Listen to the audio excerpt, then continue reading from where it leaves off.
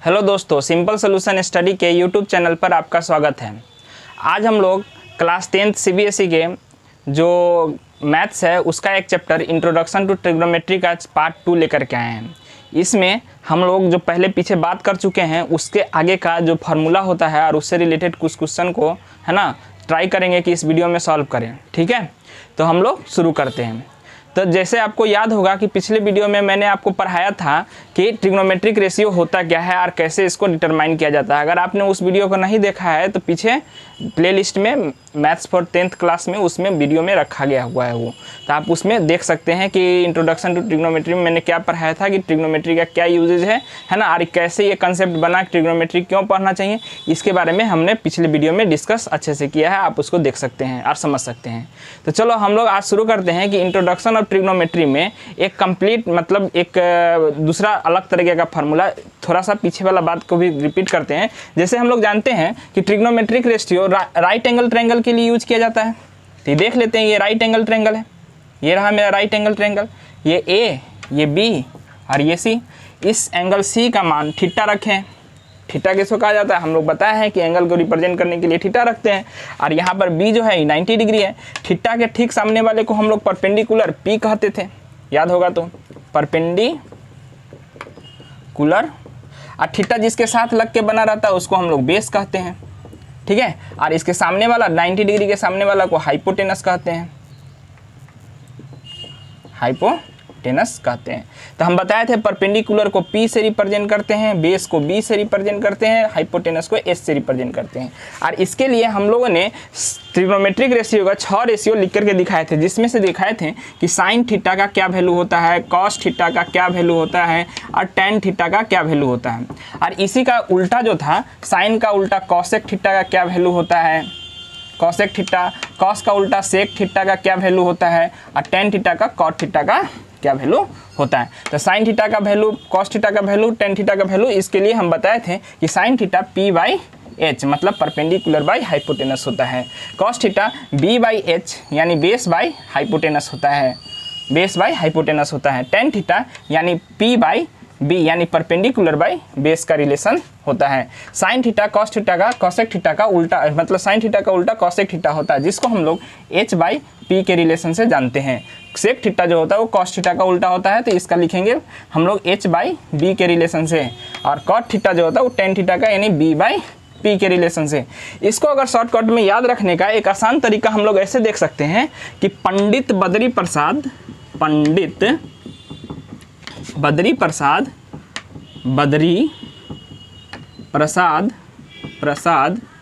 है ना, divided by Hari बोल, क्या है, हरि बोल,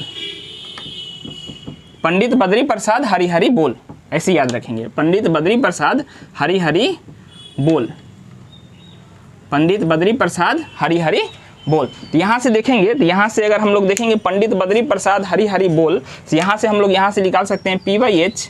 यही रिलेशन जो है ये साइन थीटा का रिलेशन है, देख सकते हैं।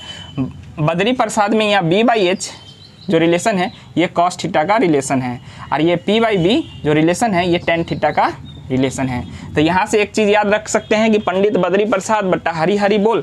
इससे तुमको एक ट्रिक जैसा तुम्हारे माइंड में सेट रहना चाहिए कि पंडित बद्री प्रसाद बट्टा हरि बोल। इसको एक दूसरे तरीका से भी एक मतलब रिडल्स की तरह याद कर सकते हैं। पाकिस्तान भूखा प्यासा, इस तरह से भी याद कर सकते हैं। हिंदुस्तान हरा भरा, ऐसे भी याद हो जाएगा। पाकिस्तान, P से पाकिस्तान, B से भूखा, P से प्यासा, बट्टा हिंदुस्तान हरा भरा, इससे भी याद हो जाएगा। तो साइन थीटा कॉस थीटा का और टैन थीटा का वैल्यू निकल जाएगा। और sine theta cos theta tan theta का वैल्यू निकल गया तो ठीक इसका उल्टा कर दो, हरि बोल पंडित बद्री प्रसाद, हरि बोल पंडित बद्री प्रसाद। तो यहाँ से क्या निकाल देंगे, इसका उल्टा, मतलब इसका रेसिप्रोकल में यहाँ कॉसेक का निकाल सकते हैं। कॉसेक थीटा क्या होगा, तो इसी का उल्टा H/P। ठीक है, इसका उल्टा निकाल सकते हैं सेक थीटा, सेक थीटा क्या होगा, हरि बोल, तो हरि बोल तो H/B। और इसका निकाल सकते हैं कॉट थीटा, कॉट थीटा क्या निकल जाएगा, B/P। ये 6 रेशियो को एकदम कंप्लीटली दिमाग में याद रखना ही है। अगर ये याद नहीं रहेगा तो क्वेश्चन नहीं बनेगा। ठीक है। तो इस 6 रेशियो को हमको याद रखना है, ये हर कीमत पे याद रखना है। तो हम लोग क्या अभी सीखे हैं कि पंडित बद्री प्रसाद बट्टा हरी हरी बोल, तो इससे तुम्हारा क्या निकल जाएगा, ये 6 रेशियो पता कर लेंगे, आसानी से पता कर सकते हैं। तो हम लोग देखें कि साइन थीटा क्या होता है, एक बार रिपीट करना, साइन थीटा क्या होता है P by H, cos theta क्या होता है B by H, tan theta क्या होता है पी बाई बी। इसी तरह साइन का उल्टा होता है कॉसेक थीटा, कॉसेक थीटा क्या होता है H by P, sec theta क्या होता है एच बाई बी, और टेन थीटा का उल्टा क्या होता है कॉट थीटा, उसका क्या होता है बी बाई पी।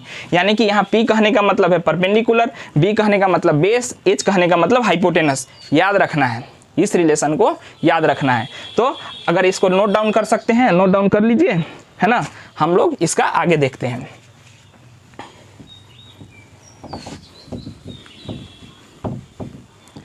चलिए एगो चीज और देखते हैं, एक स्पेशल रिलेशन और देखते हैं जिसको हम लोग नाम जानते हैं। एक यहाँ पर स्पेशल चीज है पाइथागोरस थ्योरम। क्या जानते हैं, पाइथागोरस थ्योरम, थ्योरम के बारे में, पाइथागोरस थ्योरम, ठीक है।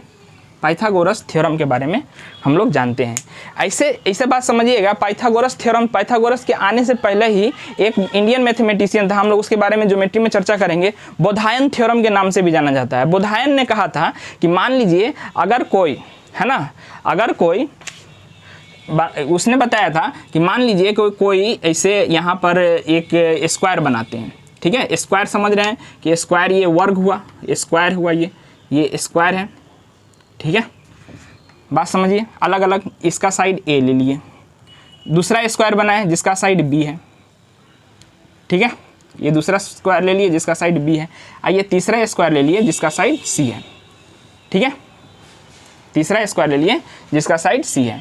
तब बोधायन ने बताया था, मतलब पाइथागोरस से बहुत ज़माना पहले, पाइथागोरस भी बीसी में था लेकिन इससे बहुत ज़माना पहले, मतलब 300-400 साल पहले, पाइथागोरस से पहले बोधायन बताया था कि मान लीजिए कि इस तीनों स्क्वायर को मिला करके अगर आप कोई ट्रायंगल बनाते हैं, इसके साइड का इस्तेमाल करके कोई ट्रायंगल बनाते हैं, मतलब ए साइड का ले लिए, फिर बी साइड का ले लिए, और सबसे बड़ा वाला साइड का ये ले लिए, मतलब इससे सारों से स्क्वायर बनाते हैं। कोई स्क्वायर ये दिख रहा, ए साइड का स्क्वायर दिख रहा होगा, ठीक है। फिर बी साइड का स्क्वायर ये दिख रहा होगा, देखो ध्यान से देखिएगा, ये बी ए साइड वाला स्क्वायर है, ये बी साइड वाला स्क्वायर है, और यहाँ दिखेगा तो ये सी साइड वाला स्क्वायर है। तो ये बोधायन का कंसेप्ट था। हम लोग देखते हैं इसको, ये सी साइड वाला स्क्वायर है, ये सी साइड वाला स्क्वायर है। तो हम लोग जानते हैं कि स्क्वायर का एरिया क्या होता है, तो साइड इंटू साइड, यानी इसका एरिया निकालेंगे तो ए स्क्वायर, इसका एरिया निकालेंगे तो बी स्क्वायर, और इसका एरिया निकालेंगे तो सी स्क्वायर, यही एरिया होगा।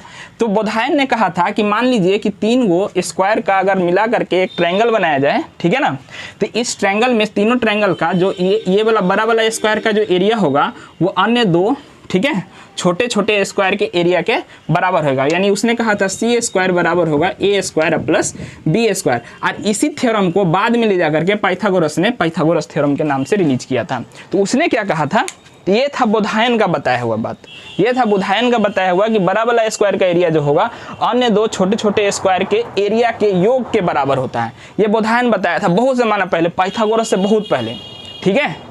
तो इसने स्क्वायर का मतलब ये कह सकते हैं क्वाड्रिलेटरल ले लिया स्क्वायर वाला, और उसके आधार पे इसने ये कंसेप्ट दिया था।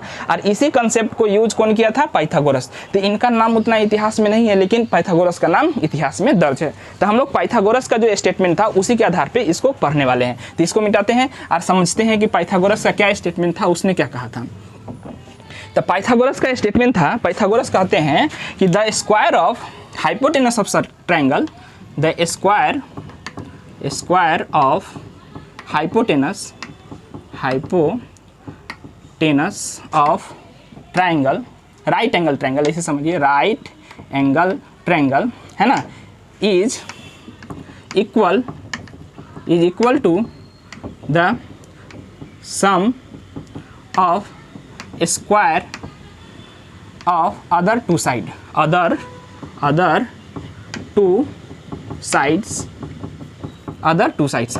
कौन था, हाइपोटेनस का स्क्वायर। इसका स्टेटमेंट का अनुसार देखेंगे तो इन्होंने कहा कि हाइपोटेनस का स्क्वायर यानी कि एच का स्क्वायर, हाइपोटेनस हम लोग समझ लेते हैं कि एच का स्क्वायर। इन्होंने बताया अदर 2 को जो साइड बचा हुआ, मतलब परपेंडिकुलर और बेस, दूसरा साइड कौन बना हुआ, परपेंडिकुलर और बेस, इन दोनों के स्क्वायर के सम के बराबर होगा। तो मतलब यहाँ पर P square plus B square के लिए रिलेशन दिया था। ये पाइथागोरस थ्योरम था, ये पाइथागोरस का थ्योरम था, ये पाइथागोरस का स्टेटमेंट था। इसके आधार पर इन्होंने क्या बताया कि H square equal to P square plus B square के बारे में बताया था।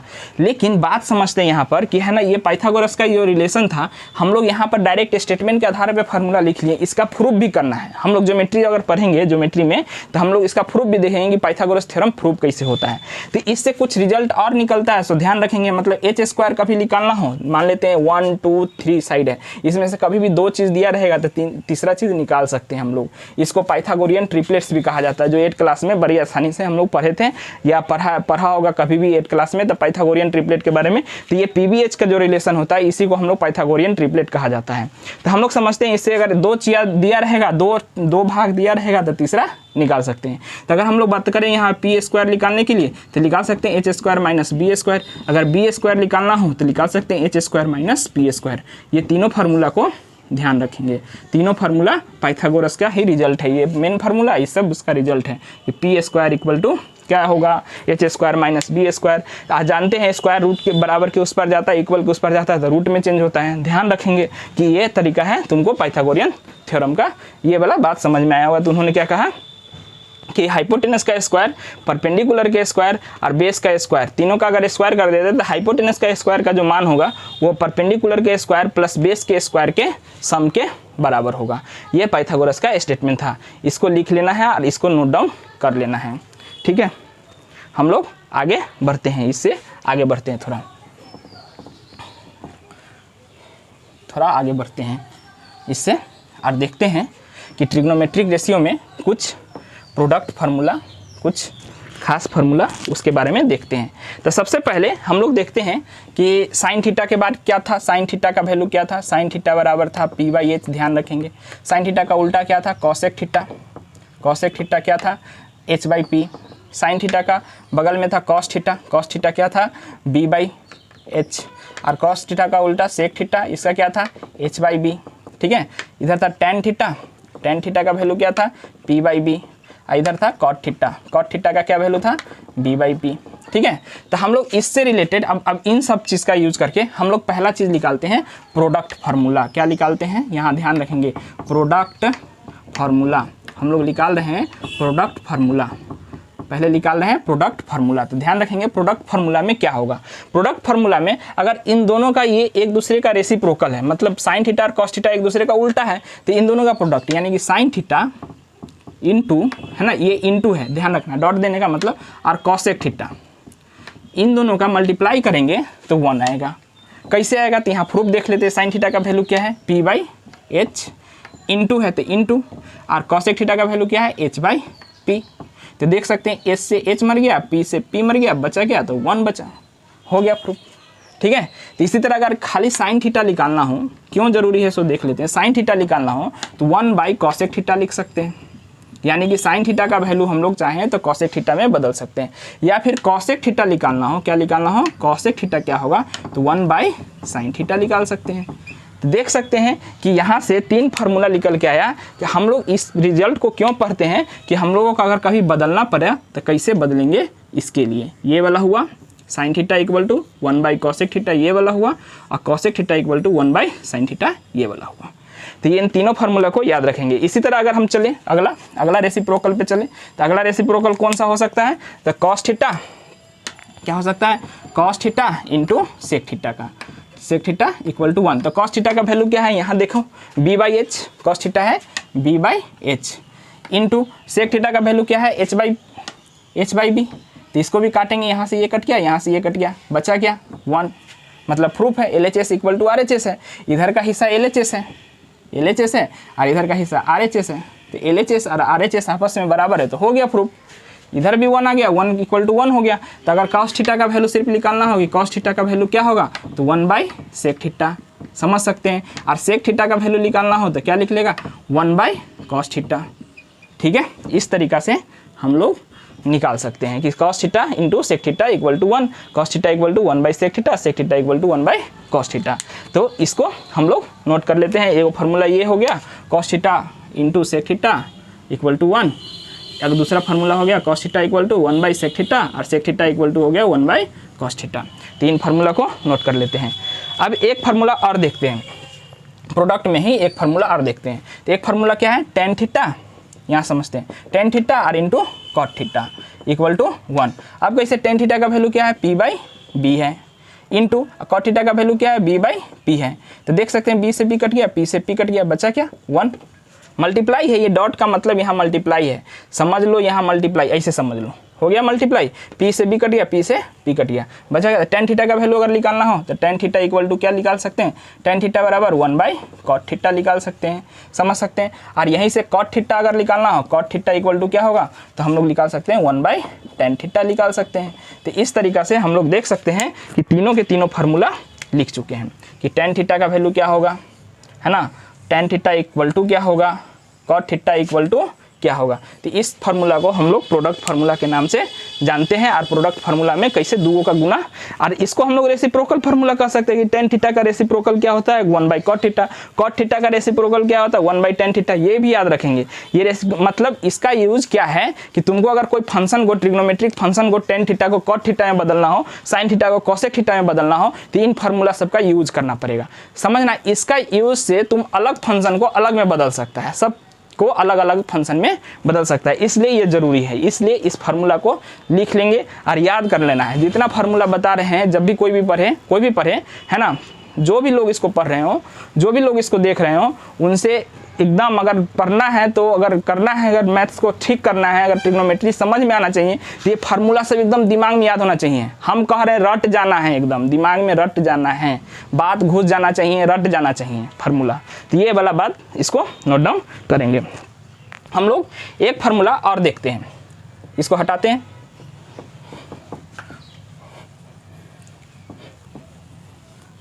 प्रोडक्ट फार्मूला के बाद हम लोग देखते हैं एक रेशियो वाला फार्मूला। क्या देखते हैं, रेशियो फार्मूला देखते हैं कि कैसे दूगो फंक्शन का रेशियो क्या आ सकता है। तो खासकर रेशियो वाला फार्मूला में टेन थीटा और कॉट थीटा का हम लोग देखेंगे ध्यान से। तो हम लोग देखते हैं रेशियो फार्मूला में क्या देखते हैं, रेशियो फार्मूला।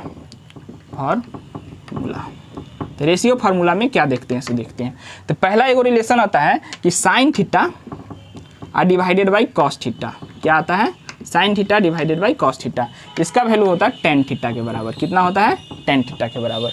और इसी का उल्टा यानी कॉस थीटा डिवाइडेड बाई, है ना, साइन थीटा, इसका वैल्यू आता है कॉट थीटा के बराबर। यही दो रेशियो फार्मूला है।